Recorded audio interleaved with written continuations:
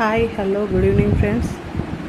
చూసారా అండి వైజాగ్లో గాజువాక మొన్న అంతకుముందు 17వ తారీఖు వైశ్యు అమ్మ. అసలు వీళ్ళని గవర్నమెంట్ ఏం చేస్తున్నారు? నాకు కూడా ఒక పాప ఉంది. ఈ న్యూస్ చూస్తుంటే నాకు భయం వేస్తుంది. నేను కూడా ఒక ఆడపిల్లనే. అసలు ఎవరిని నమ్మాలో ఎవరిని నమ్మొద్దో తెలియట్లేదు.